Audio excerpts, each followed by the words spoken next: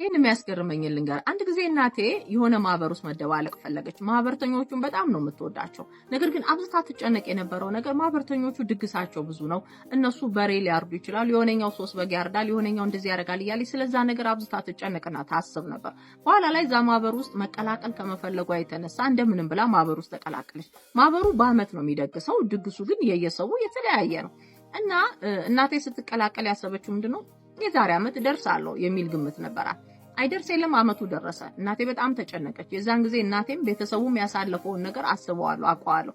እዛ ማህበር ውስጥ አመት ሙሉ የበላቻቸውን እያንዳንዱን ጊዜዎች እያሰበች የኔ እንዴት ይሆናል፣ እንዴት አድርጌ ነው የምሰራው የሚል ከፍተኛ ጭንቀት ነው ያሳለፈችው። በዛ ምክንያት እኛም ከደገስንም በፊት ከመደገሳችንም በፊት ከደገስንም በኋላ ያሳለፍነው ብዙ ችግሮች አሉ። ምክንያቱም ያን ድግስ በተመለከተ አሁን ላይ ቆም ብዬ አንዳንድ ነገሮችን አስባለሁ። አንዳንድ ሰዎች ግብዣ ይጠሩናል። የጠሩንን ግብዣዎች እኛ ማድረግ መቻል ግዴታ አለብን እንዴ? የለብንም። ለምንድነው ሰዎች የምንጨነቀው? ልጆቻችን ሌሎችን ድግስ በልተን ከነበረ እኛ ያለ ድግስ መላክ ለምንድነው የሚያሳፍረን? የሆኑ ሰዎች አብዝተው ግብዣ ይጠሩን ይሆናል ስለፈለጉ፣ ስላስደሰታቸው፣ ነገሮች ስለተሳካላቸው ሊሆን ይችላል። እኛ ግን እንደነሱ አይነት መንገድ ላይ ኖረን ይችላል፣ ወይም ደግሞ እንደነሱ አይነት አቅም ላይ ኖረን ይችላል። ለድግሶቹ መጨነቅ አለብን ብዬ አላስብም። እናቴን ያን ጊዜ አቅሜ በርትቶ ቢሆን ኖሮ እንድታርፍ ወይም ደግሞ ልክ አይደለሽም እላት ነበር። ማህበር ውስጥ ለመሳተፍ የግድ እኮ በሬ መጣል ላይ ይገባ ይችላል። የሆነ ሰው ያረደውን 3 በግ ማረድ ላይ ይገባ ይችላል። ከሰዎቹ ጋር ለመቀላቀል ፍቅር እንጂ ድግሱ የሚያስፈልግ አይመስለኝምና አንዳንዶቻችን ካላቀማችን ለምንድነው ይሄንን ማናረገው ብለን እንገባበትና ካለፈ በኋላ ቁጭት፣ ጸጸት እንዲሁም ደግሞ ችግሮች ውስጥ እንገባለን።